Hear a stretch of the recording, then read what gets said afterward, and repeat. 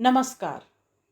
विषकन्या कहलाने वाली कामिनी जब अपनी बहन दामिनी के ससुराल पहुंची तो आखिर ऐसा क्या हुआ कि उसकी दुनिया ही बदल गई।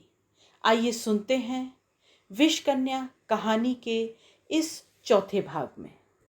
मैं आपको विश्वास दिलाती हूँ कि तब तक किसी भी कुटिल छलनामयी योजना के आविर्भाव से मेरा चित्त म्लान नहीं हुआ था। अरे, यह क्या? आप तो परसों लौटने को कह गई थी, आज ही कैसे लौट आई? माँ जी की तबीयत कैसी है? एक बूटे से कद का बैरा मेरे सम्मुख खड़ा हो गया। तब क्या मम्मी बीमार थी? चलूं साहब को खबर कर आऊं। सिन्हा साहब और जज साहब आए हैं। मैं उससे कुछ कहती इससे पहले ही वह अपने साहब को खबर कराया और खबर पाते ही अतिथियों सहित स्वयं साहब अपनी शरबती आंखों में स्वागत का जो मदमाता जाम भरकर मेरे सम्मुख खड़े हो गए, उसे पीते ही मैं लड़खड़ा गई। यह क्या मिसेस रैना, आपसे क्या एक दिन का विछोह भी सहन नहीं हुआ? और फिर रसीले जज साहब ने ऐसी चुहल भरी चुटकी ली कि मैं लाल पड़ गई। चलो भाई सिन्हा, अब हमारे रैना साहब का एक एक पल छिन अनमोल है। कहते कहते वे किसी आवारा तांगे वाले के स्तर के अश्लील मजाक का चाबुक मारते सिन्हा साहब को अपने साथ खींच ले गए। तुम इतनी जल्दी कैसे लौट आई? मम्मी की तबीयत तो ठीक है ना? मेरा कलेजा बुरी तरह धड़कता बार बार मुंह को आ रहा था। उधर प्रश्न पूछने वाले को फिर उत्तर पाने का धैर्य ही कहाँ था। उसने मुझे बाहों में भर लिया। मैं जिधर मुंह फेरती उधर ही उसके शुदातुर अधर मुझे घेर लेते। फिर मैं भी किसी सुपरसोनिक जेट की तीव्र गति से बंधी निस्सीम गगन की रिक्तता में किसी विहंगम नन्हे अस्तित्व का सा छोटा बिंदु बनती बनती अदृश्य हो गई।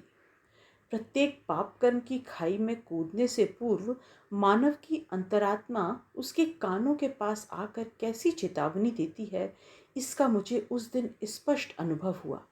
अंधी खाई के पहले जिस सोपान की मरीचिका को पहचान कर भी अविवेकी मानव नहीं पहचानता, उसी सोपान के मायावी अस्तित्व की ओर मेरी अंतरात्मा ने बार बार मेरा ध्यान आकर्षित किया। किंतु मैंने तब भी दोनों पैर उसी सोपान पर टिका दिए। उस गहराई में डूबी फिर क्या मैं लौट पाई? रात भर वह मुझसे न जाने क्या क्या पूछता रहा। कैसी कैसी अटपटी अतरंग बातों की प्रश्न शलाका मेरी मज्जा उधेड़ने लगी। एक बार मेरे जी में आया मैं बिस्तर पर बैठ उससे सब कुछ कह दूं, किंतु जब जब उठकर मैं बैठती वह मुझे खींचकर बाहों में मसल अपने विचित्र प्रणय निवेदन से मुझे आश्चर्यचकित कर देता।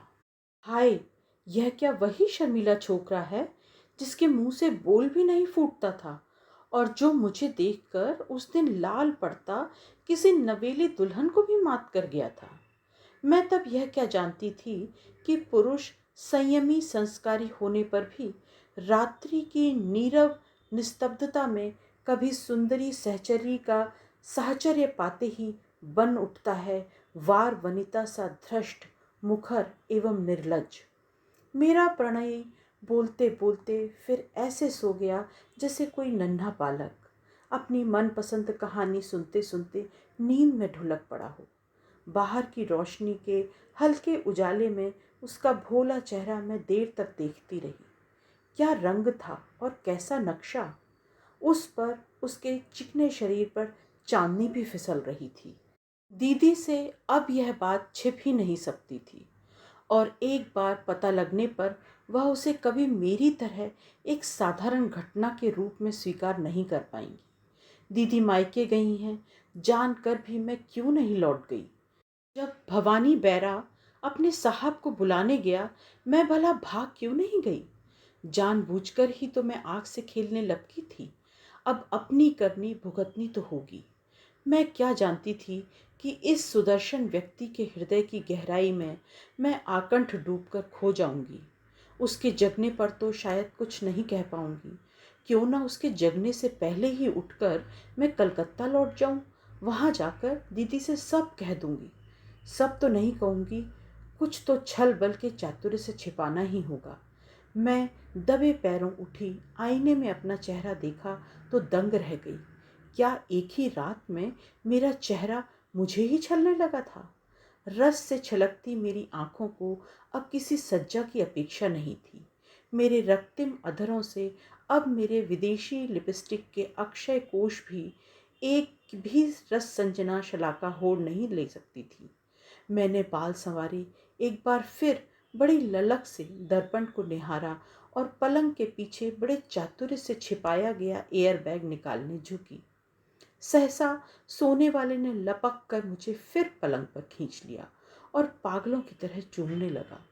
तुम तो एक ही दिन में और भी सुंदर बनकर आई हो दामिनी, एकदम वैसी जैसी तुम्हें पहले दिन देखा था। अरे मूर्ख, मैं मन ही मन कहने लगी। तुम क्या कभी जान सकते हो कि आज तुम्हारे इसी कथन ने सब स्पष्ट कर दिया है। तुमने पहली बार जिसे देखकर पसंद किया था उससे तुम विवाह नहीं कर सके। दिन भर छुट्टी लेकर वह फिर मुझे उस प्रेम के रस सागर में डुबकियां दिलाता यथार्थ के धरातल से किसी जन शून्य एकांत में खींच ले गया।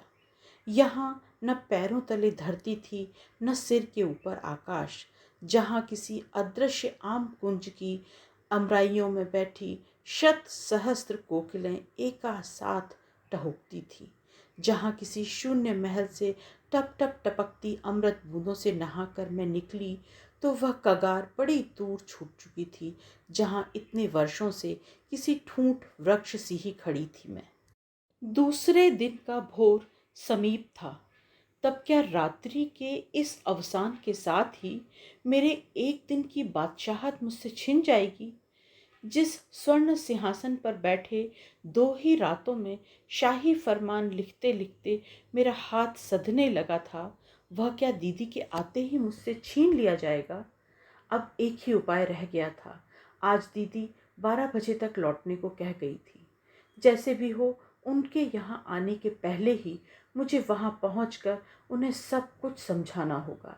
चाहे इतना मैं मन ही मन खूब समझती थी कि दीदी के सात्विकी तेज के सम्मुख मेरी छिछोरी दलील कभी टिक नहीं पाएगी। रोहित के दफ्तर जाते ही मैं जल्दी जल्दी बैग में कपड़े ठूंस रही थी कि मुस्कुराता हुआ भवानी बैरा आ गया। आपकी बहन आ गई सरकार। भगवान कसम हुजूर, आपने पहले नहीं बताया होता कि हवाई जहाज़ में काम करने वाली आपकी एक जुड़वा बहन भी हैं तो हम तो आज बेहोश हो जाते। बाप रे बाप, एकदम आपके जैसी ही हैं। बाहर हैं? कहाँ हैं? मैं हड़बड़ा कर उठी। उफ, यह मूर्ख क्या दूसरी बार मेरा सर्वनाश कर बैठा है। निश्चय ही उसने दीदी से भी कह दिया होगा कि मेम साहब भीतर हैं। अरे, उन्हें तो मैं नीचे ही छोड़ आया, बेचारी रास्ता ही कैसे पहचानेंगी। वह दीदी को लेने पलटा ही था कि दीदी स्वयं बैग लटकाए मेरे सम्मुख खड़ी हो गई। रास्ता मैंने पहचान लिया भवानी। उनके व्यंग, वेदना और क्रोध से नीले पड़ गए अधर बड़ी प्राणांतक चेष्टा से दबाए जा रहे हैं, यह मैंने देख लिया था। भवानी, तुम लपक कर मेरी इस्त्री करने गई साड़ी तो धोबी के यहाँ से जाकर ले आओ। मुझे भय हो रहा था कि कहीं भवानी की ही उपस्थिति में दीदी फपक फपक कर न रो पड़े। उसके जाते ही मैंने द्वार बंद कर लिया। ऐसे अवसर पर मेरी प्रत्युत्पन्न मति एक बार फिर कुशल विमान परिचारिका सी ही पैंतरे बदलने लगी। मेरा अनुमान ठीक था। दीदी कटे पेड़ की सी पलंग पर गिर पड़ी। वही पलंग उन्हें विवाह में मिला था। उसी शीशम में उनकी न जाने कितनी मधुर स्मृतियां बसी थीं। आज उसी पलंग से स्वयं सहोदरा ने सौत बन उन्हें नीचे धकेल दिया था। सिसकियों से उनकी दुबली देह रह रह कर कांपने लगी।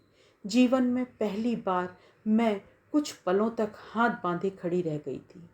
पर फिर मैंने कंठ स्वर को वैसा ही बुजुर्गाना बना लिया जिसके चाबुक मार मैं प्रायः अपनी घंटा भर बड़ी दीदी को अपनी घंटा भर छोटी भगिनी बना लेती थी। मूर्ख मत बनो दीदी, जो होना था सो हो गया। मैं तुम्हें विश्वास दिलाती हूँ, जब मैं यहाँ आई तो मैंने कभी सपने में भी नहीं सोचा था कि तुम कलकत्ता गई होगी। फिर तुम्हारा वह मूर्ख पैरा मुझे मेम साहब कहता हुआ तुम्हारे मूर्ख साहब के पास खींच ले गया, और इससे पहले कि मैं कुछ कहती, विषम परिस्थितियों के गेहूं के साथ मैं घुन बनी पिस गई। दीदी उठकर बैठ गईं। उनका आंचल आंसुओं से भीग गया था। अश्रुसिक्त आंखों से मुझे देखकर उन्होंने शांत स्वर में कहा, उसका इतना बड़ा सर्वनाश करके भी तू उसे मूर्ख कहती है। उत्तेजित होने पर भी दीदी कभी जोर से नहीं बोलती थी। अपनी दोनों जुड़वा बेटियों को गुस्सा आने पर मैं हथेली पर चल रहे जुओं सा ही बीन सकता हूँ। डैडी कभी मूड में आने पर कहते, गुस्सा आने पर एक तो चीख चीख कर अपना रक्तचाप बढ़ाती है और बूढ़े बाप का भी, और वही गुस्सा आने पर दूसरी बन जाती है और भी ठंडी, जैसे लू में बाहर धरी सुराही। ठीक है, ठीक है, मैं झुंझला कर कहती, बाप और मम्मी उसी सुराही का ठंडा पानी पी लें। किंतु कहाँ पीने दिया मैंने? लात मारकर मैंने ही तो वह सुराही तोड़ दी। देखो दीदी, बचपना मत करो। मैंने दीदी की पीठ पर हाथ धरा तो वे ऐसे तड़प उठी जैसे मैंने उन्हें गर्म लोहे से दाग दिया हो। मैं भी जा रही हूँ। रोहित 1 बजे घर आ जाएगा। तब तक मैं मायके पहुँचकर अपने को एडजस्ट कर लूँगी। तुम ससुराल में पैर फैला लेना। और दीदी ने मेरे हाथ से बैग छीन लिया और उठ गई। नहीं, अब मैं यहाँ नहीं रह सकती। Not after this. उनका गला भर आया। After what? इस बार मेरे धृष्ट प्रश्न का जो उत्तर उनकी शांत तरल दृष्टि ने दिया, उसके सम्मुख मेरी व्यवहार कुशल जिह्वा के सब झूठे गवाह एक साथ ढेर हो गए। Don't be silly.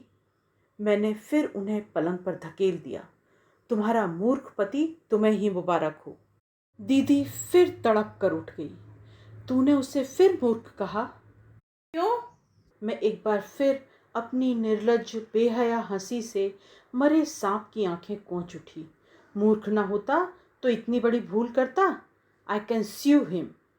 चतुर ग्वाला तक अपनी गाय का दूध पहचान लेता है। गूंगे पशु भी अपने स्वामी को पहचान कर चुपचाप उसके पीछे चल देते हैं दीदी। पर जब तीसरी बार भी धकेल दिए जाने पर दीदी मेरा बैग लेकर जाने को उद्यत हुई तो मुझे क्रोध आ गया। विनती चिरौरी तो मैंने अपने बाप की भी नहीं की थी। उफ, हम स्त्रियां कभी सामान्य सी ही सनक सवार होने पर स्वयं अपने पैरों पर कैसे कुल्हाड़ी मार लेती हैं। एक सम्राट की साम्राज्ञी जब स्वयं ही रूठ कर अपना सुहाग ले रही थी, तब मैं भला क्या कर सकती थी। दीदी चली गई। भवानी ने लौटते ही मुझे अकेली देखा तो प्रश्नों की झड़ी लगा दी। सरकार माफ करें, पर हुजूर मेम साहब हैं या हवाई जहाज वाली बहन? अरे, वे चली गईं बिना खाना खाए। उन्हें नौकरी पर आज ही वापस जाना था भवानी। अपने शांत संयम स्वर में दिए गए सधे उत्तर को सुन मैं स्वयं ही चौंक पड़ी थी। रोहित दफ्तर से लौटा और मुझे देखते ही उसका सुंदर चेहरा खिल उठा। मैं फिर दीदी का म्लान वेदनाक्रांत चेहरा भूल भाल कर रह गई। किंतु उसी क्षण से दीदी के मुँहे चाम की सांस रह रहकर मेरे सौभाग्य लोह को भस्म करने लगी थी।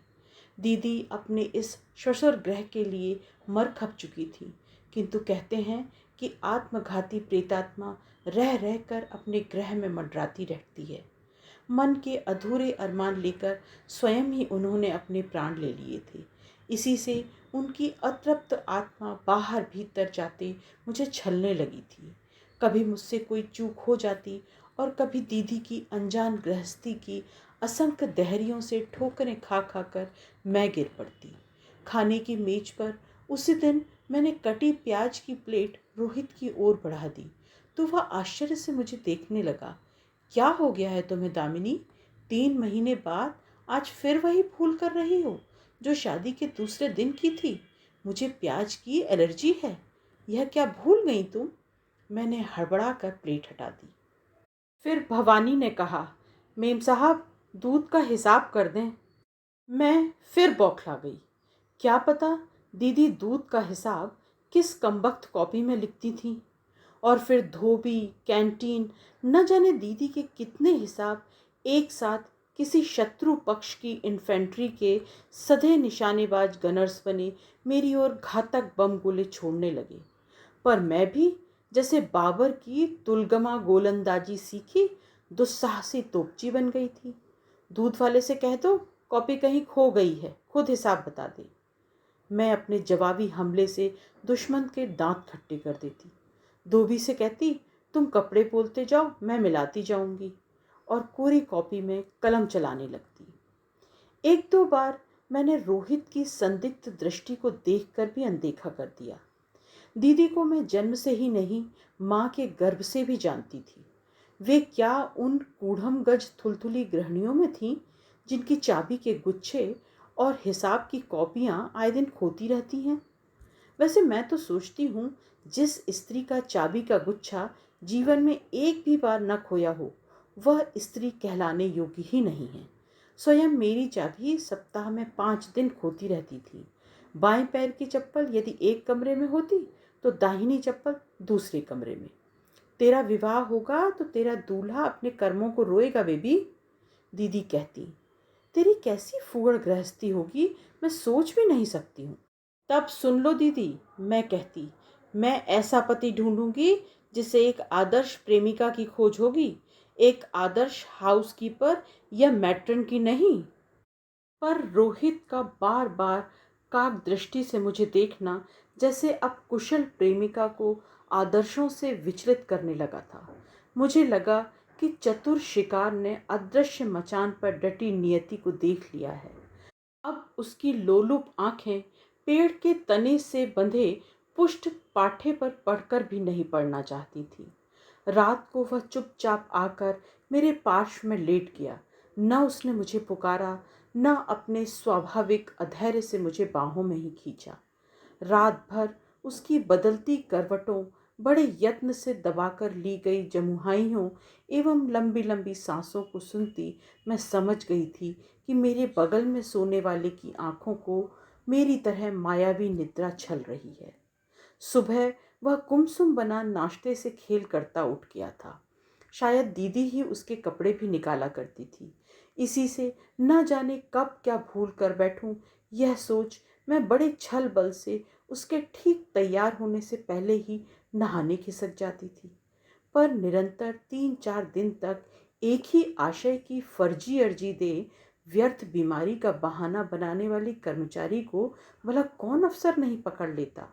मैं फिर खिसकी, लौटी तो लगा वह मुझे बड़े संदेह से घूर रहा है। वह दफ्तर गया तो मेरी जान बची। मैं दोनों हाथों से अपने उत्तेजित ललाट शिराओं को दबाती बिस्तर पर बैठी ही थी कि द्वार भड़बड़ाकर खुल गया। अस्त व्यस्त साड़ी संभालती हाँफती मम्मी मेरे सामने खड़ी थी। यह क्या मम्मी तुम, मैं कहने ही जा रही थी, 3 ही महीने में तुम कितनी दुबली हो गई हो मम्मी।